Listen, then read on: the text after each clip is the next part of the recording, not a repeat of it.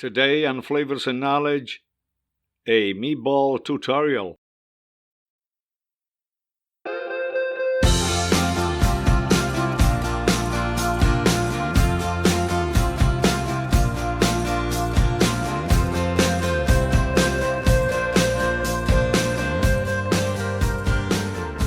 Welcome back, dear listeners. This is Chef Walter, your host of Flavors and Knowledge. And today, a culinary journey of the Italian meatballs. Some suggestions and some pitfalls that you ought to avoid. So let's delve into the fascinating history of Italian meatballs, explore the steps to create a perfect batch, discuss the type of meats choices, and uncover the various pitfalls to avoid for a successful execution. Italian meatballs, or as they are known in Italian cuisine, polpette, are much more than just a dish. They are a culinary journey, a delightful tradition with a history as rich as flavorful as the meatballs themselves. These savory spheres of ground meat, often accompanied by herbs, spices, and cheeses, have become a beloved part of Italian culinary heritage and have of course spread their delicious influence across the globe.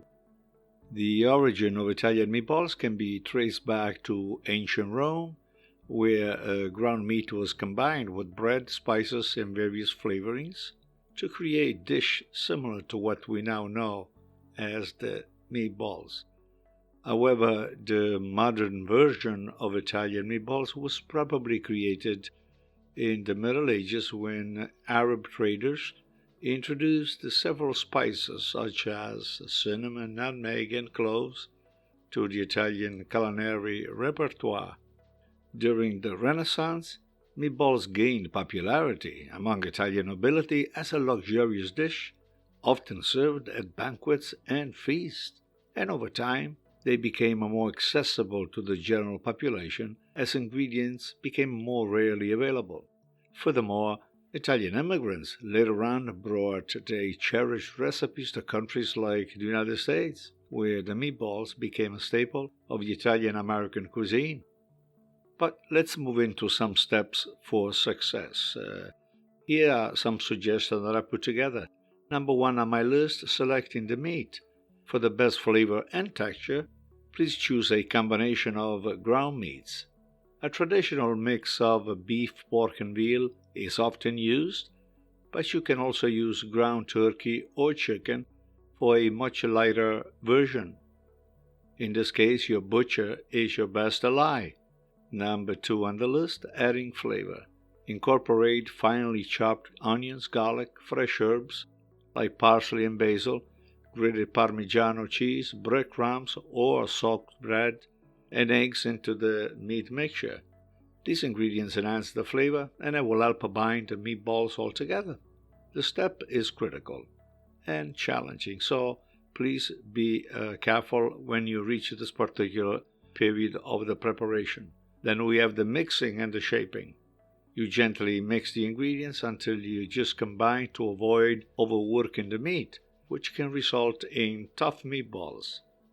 Shape the mixture into evenly sized balls, either using your hands or a scoop for uniformity. Then we have the cooking method. Baking meatballs in the oven is probably a healthy alternative to frying them in a skillet. So you want to position the meatballs on a baking sheet, which you've lined with a double sheet of parchment paper, and bake them in the oven until they turn golden brown and are fully cooked. And lastly, the serving aspect, the one that we wait for, right? Serve the meatballs hot with your favorite sauce, typically marinara or a very nice strong tomato sauce. I've seen also people use Alfredo or various cream sauce. That's entirely up to you. It's all subjective. They, of course, can be enjoyed alone, with pasta, or laid in sandwiches. As far as meat choices, the choices of meat significantly impacts the flavor and the texture of your preparation. And while a blend of beef, pork, and veal is traditional, You can customize the meat mixture to suit your preference. Here are some options that I'm suggesting. Beef, of course, provides a rich flavor and a hearty texture. Pork will add moisture and tenderness to the meatballs. Veal will contribute to a delicate flavor and a light texture. Then we have the turkey or the chicken, which will offer a leaner alternative with a much milder taste, but that it's again up to you. The ideal practice here is always experimenting with combination to discover your perfect meatball blend, what you like, what your guest would like, and so it's totally subjective.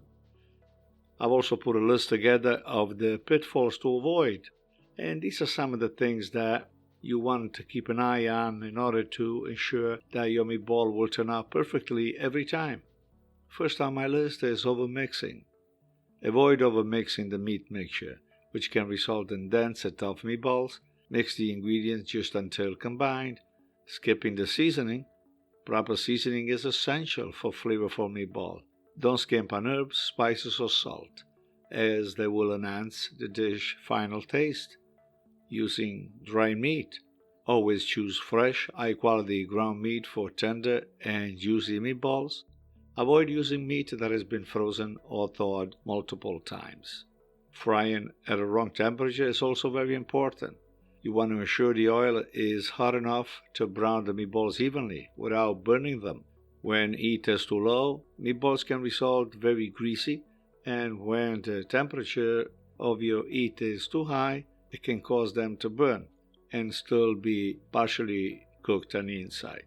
Lastly, and a particular suggestion is crowding the pan. Always give the meatballs enough space in the pan or baking sheet for that even cooking you're looking for. Overcrowding can cause steaming instead browning. And that is all for this particular episode on a little lesson on how to make meatballs and some suggestion. And we'll reconnect on the next round. Please subscribe to Flavors and Knowledge. Watch us on YouTube, and if you're in the kitchen today or tonight, always keep your eyes on the fire. I'll make sure I reconnect with you on the next round. Take care of yourself. Ciao, ciao.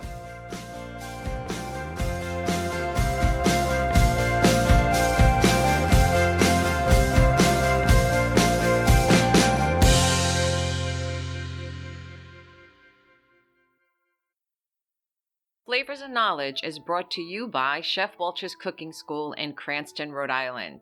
For classes, workshops, events, and programs, please visit our website at chefwalterscookingschool.com. For all other services offered by Chef Walter's Food Group, check out our main website, chefwalter.com.